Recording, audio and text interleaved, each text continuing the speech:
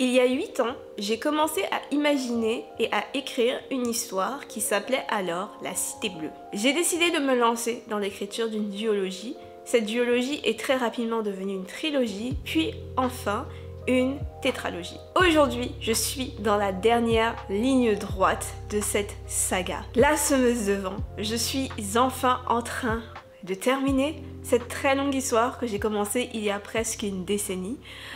J'arrive pas à y croire. Je sais que ça fait très longtemps que je n'arrête pas de vous répéter sur cette chaîne YouTube que j'ai bientôt terminé d'écrire mon roman, que j'ai bientôt terminé mon manuscrit. Mais là, vraiment, j'y suis presque. Je suis à 2 chapitres de la fin, précisément 2 chapitres et un épilogue. Et ensuite, ce sera terminé. Le 4e et dernier tome de La Semeuse de Vent sera terminé. Bon, après, il faudra que je corrige ce livre, évidemment. Je sais pas vraiment comment me sentir par rapport à ça. Ça fait longtemps, en fait, que je travaille sur cette histoire. J'ai pris l'habitude de penser régulièrement à ces personnages. À chaque fois que je fais quelque chose depuis que j'ai commencé à imaginer La Semeuse de Vent, je pense à cette saga. Quand je cuisine, je pense à cette saga. Quand je travaille, je pense à cette saga. Quand j'arrose mes plantes, je pense à cette saga. Il y a toujours une partie de mon esprit qui pense à cette saga, qui pense à ces personnages, qui pense aux événements de l'histoire. Et ça ne sera bientôt plus le cas. Une fois que j'aurai terminé la rédaction du 4e tome, terminé sa correction, je n'aurai plus vraiment à penser autant à cette histoire. Je n'ai pas vraiment filmé au cours des dernières semaines. J'ai tenté plusieurs fois de filmer un vlog d'écriture, mais à chaque fois, je n'y arrivais pas. C'est pas super facile pour moi de filmer et d'écrire en même temps. Et j'ai aussi décidé de vraiment me focaliser sur mon roman à partir de la mi-février. Et donc j'ai vraiment accéléré mon rythme d'écriture. Depuis la mi-février environ, j'écris tous les jours.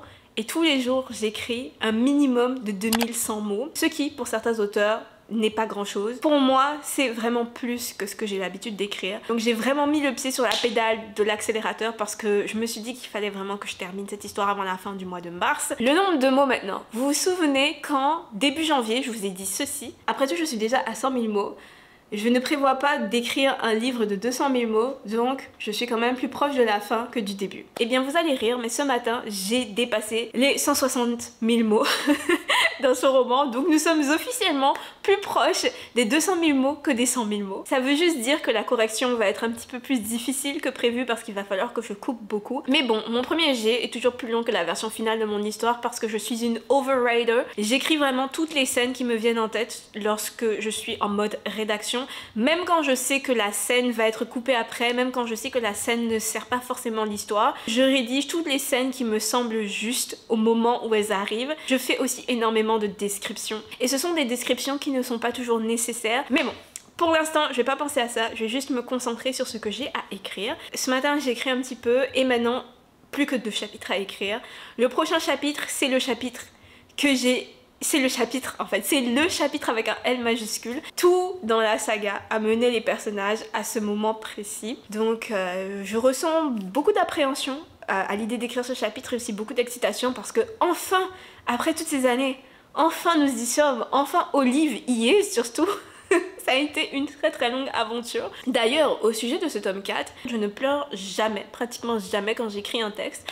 Mais lorsque j'ai écrit surtout le milieu de ce tome 4, j'ai versé beaucoup de larmes. Il y a une partie dans ce tome 4 qui m'a demandé beaucoup émotionnellement. C'est pas forcément parce que j'avais à écrire des scènes tristes, c'est juste parce que émotionnellement, ce chapitre m'a demandé énormément. J'ai vraiment dû puiser au fond de moi. Et donc, je peux vraiment vous dire que ce 4e tome a été écrit avec mes larmes et avec mon sang. J'y ai tout mis vraiment dans ce 4e tome.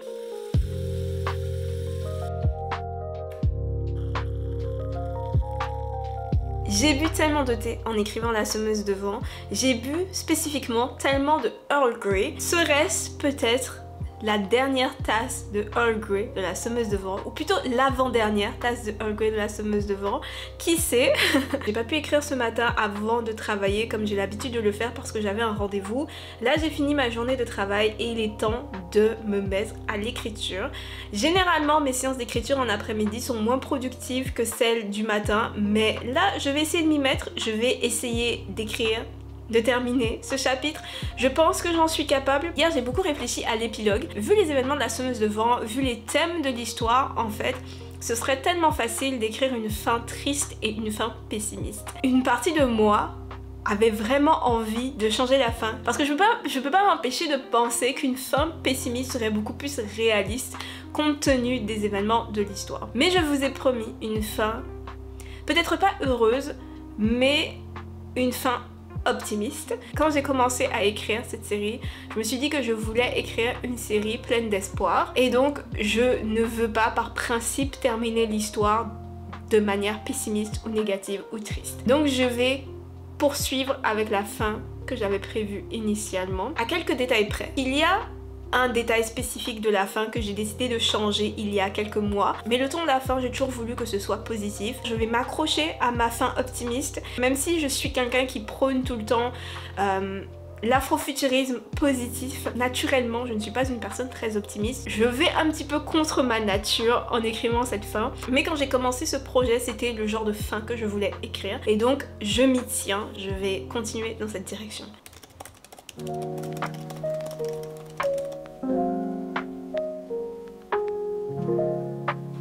Bon, ça ne fait que quelques minutes pour vous, mais pour moi, ça fait 24 heures. On est le lendemain. Finalement, hier, j'ai pas écrit autant que j'espérais. J'ai pas terminé l'avant-dernier chapitre de La Semeuse de Vent, mais je l'ai terminé aujourd'hui. Aujourd'hui, je ne travaillais pas. Du coup, tout de suite après m'être réveillée ce matin, je me suis mise à écrire. Je ne me souviens pas de la dernière fois que j'ai autant écrit. Aujourd'hui, j'ai écrit 4386 mots. Pour moi, c'est vraiment énorme, mais je les ai pas sentis passer. Vraiment, cette fin, c'est allé tout seul. Et j'ai fini en fait. J'ai terminé. En fait, il me reste juste l'épilogue à écrire. J'ai déjà écrit la première ligne de l'épilogue parce que depuis que j'ai terminé le tome 1 de La Semeuse de Vent, je savais que l'épilogue allait commencer avec cette phrase. J'ai posé la phrase. Ça y est. Elle est écrite, la première phrase de l'épilogue, et maintenant il me reste juste à écrire l'épilogue. Je vais le laisser pour demain, juste parce que j'écris depuis ce matin et mon cerveau est fatigué. En fait, je suis pour l'instant vraiment satisfaite de la fin. J'avais tellement peur de ne pas réussir à écrire la fin, puisqu'il y a tellement d'éléments qui devaient s'emboîter pour que la fin puisse fonctionner, et des trucs vraiment subtils lié au développement des personnages, et ça a fonctionné. Je sais pas comment j'ai réussi, mais je me suis même rendu compte que j'arrivais à créer des liens que j'avais même pas prévus. J'arrivais pas à créer de lien entre ces deux personnages, et finalement le lien s'est créé tout seul à la fin, et j'ai l'impression en fait que ça donne du sens à toute leur relation. Franchement, je suis satisfaite pour l'instant. J'avais vraiment peur de ne pas réussir à dire tout ce que j'ai envie de dire concernant ces personnages, concernant cette histoire.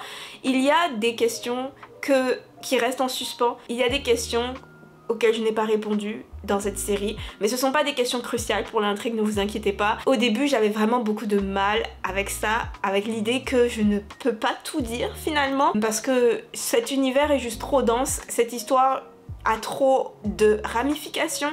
En fait, je sais pas si c'est un mot en français ou si j'utilise un gros anglicisme. Il y a plusieurs années, je surnommais cette histoire l'hydre de l'herbe, parce qu'à chaque fois que j'écrivais quelque chose, j'avais quelque chose d'autre à écrire en fait. À chaque fois que j'inventais un truc, j'avais une autre idée pour quelque chose d'autre. Et donc cette histoire, maintenant j'ai tellement de branches qui partent dans tous les sens, et c'est difficile de présenter toutes les branches, de décrire toutes les branches, de répondre à toutes les questions, de révéler tous les mystères. Maintenant que j'ai écrit le dernier chapitre, ça me va. Ça me va maintenant de ne pas pouvoir tout dire, parce que dans la vraie vie on peut pas tout savoir non plus. Surtout quand il est question d'événements passés, quand il est question d'histoire, il y a beaucoup de choses, de mystères qu'on ne saura jamais, parce que ce sont des mystères qui appartiennent aux générations qui sont venues avant nous, et c'est correct aussi, c'est ok. Et là je parle de manière tellement mystérieuse et nébuleuse, mais c'est vraiment difficile pour moi de vous partager ça sans vous spoiler toute l'histoire, mais j'espère quand même que vous pouvez comprendre ce que j'essaie de dire. Mais ouais, dernier chapitre de l'histoire écrit, dernier chapitre qui est en fait l'avant-dernier chapitre parce qu'il y a l'épilogue à écrire, c'est fait, c'est écrit. Et demain, j'achève officiellement ma tétralogie. Waouh. J'arrive pas à croire que j'ai dit ça. J'ai tellement peur qu'il arrive une catastrophe et que je perde tout mon texte. Je viens de m'assurer vraiment qu'il est bien sauvegardé sur le cloud, et là je vais le mettre sur une clé USB juste pour être sûre qu'il n'y a rien qui disparaisse dans la nuit. Ce serait vraiment tragique après toutes ces années de travail, tous ces mois d'écriture. Donc je vais juste le sauvegarder à plein d'endroits différents.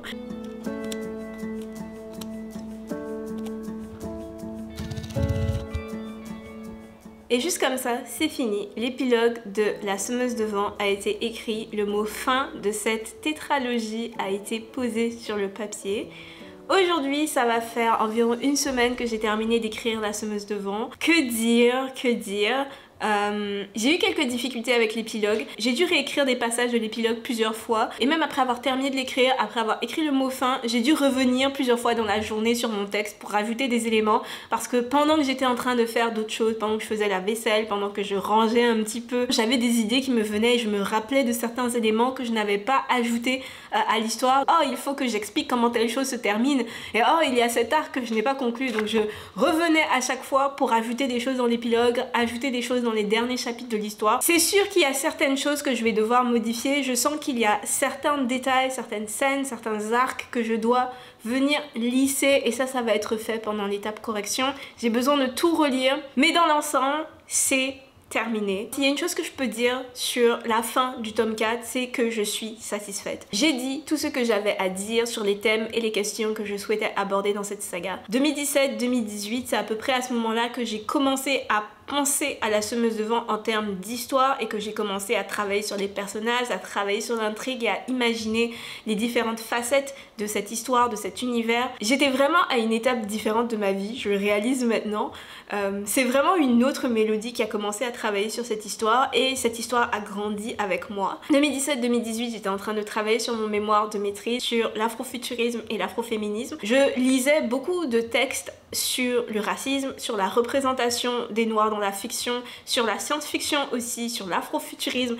Donc je lisais énormément de choses sur ces différents sujets à l'époque et ces lectures m'ont emmené à me poser de nombreuses questions sur la manière dont l'histoire est racontée, les conséquences en fait de la manière dont l'histoire est racontée, principalement pour les afrodescendants. Donc toutes ces questions, toutes ces réflexions, ce sont plein d'éléments que j'ai souhaité aborder en écrivant La Semeuse de Vent, en écrivant cette très longue saga. Ce sont plein d'éléments que j'ai entremêlés à l'intrigue, entremêlés aux réflexions des personnages, entremêlés aux différents événements de l'histoire, à l'histoire de cette histoire. Je ne sais pas si j'ai réussi à faire justice à ces questions et à ces thèmes dans mon histoire, mais en tout cas, à l'heure actuelle, je suis satisfaite du texte, je suis satisfaite de l'histoire, des personnages et de l'univers qui ont émergé en fait de ces réflexions. Je vous ai dit que je voulais une fin à la fois ouverte et optimiste. J'ai donc laissé Olive et ses compagnons sur une dernière image que je considère plutôt lumineuse. En tout cas, quand je l'ai imaginée, elle était très lumineuse dans ma tête. Et le soir, après avoir posé le point final de cette série, j'avais vraiment cette image toujours en tête. Je me suis endormie apaisée. Je ressens encore cet apaisement aujourd'hui. Donc je pense que c'est la bonne image pour Olive. Je lui ai donné une fin apaisée. C'est un personnage qui m'est très cher. C'est un personnage que j'ai beaucoup fait souffrir aussi, qui a traversé beaucoup de choses très difficiles.